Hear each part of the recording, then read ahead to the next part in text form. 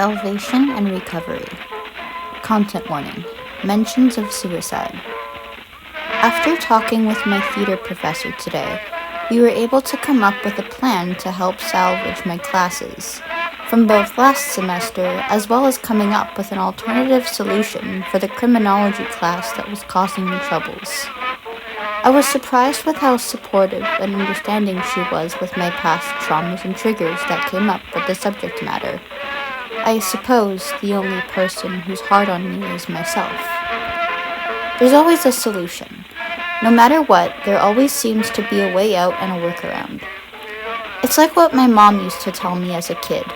There's no problem too big that we can't solve together. People want to help. I see that now. There's a lot of things that come with human nature, but the biggest takeaway I found over the years is the innate calling to be kind. Because despite it all, despite the traumas formed over the years, there is always kindness. You can see it on the news too. Whenever there's any sort of disaster or chaos, you can always spot the helpers. That's all I want to be when I grow up. Kind.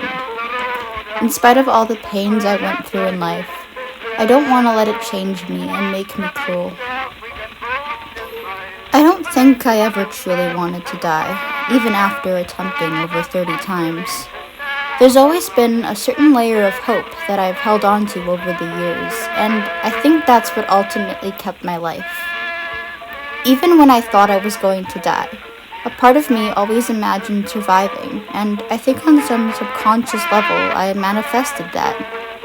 Or it could just be a case of main character syndrome where you can't imagine yourself dead. I believe there's a reason I'm still here. I still have so much more left to say and do with the time I have here on this earth. As long as you're breathing, there's always a chance of recovering, and I don't think anybody is truly beyond salvation. It's hard to remember sometimes that nothing is forever. Every storm will one day pass, the rain will stop, and the sun will rise again. Even if it doesn't always feel like it. Even if it feels like every day is the same song playing on loop. But every song will end eventually, and a new one will take its place. It's both terrifying and freeing to think about.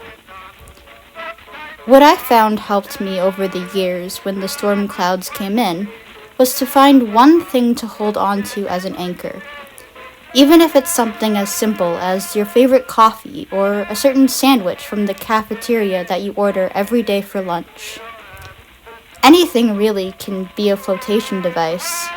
For me, it's cigarettes, which I know isn't necessarily ideal, but it's not the worst coping mechanism short term. Long term, it'll kick me in the ass though, so I hope to one day stop, but it's hard. The point is, there's always something, even if you don't realize it. Or someone. Humans aren't meant to be alone, especially when it comes to recovery. It's so important to surround yourself with people who care about you and lift you up. It's like how that saying goes, it takes a village. Even if it doesn't feel like it now, one day you'll find your village. You just have to open yourself up to finding it.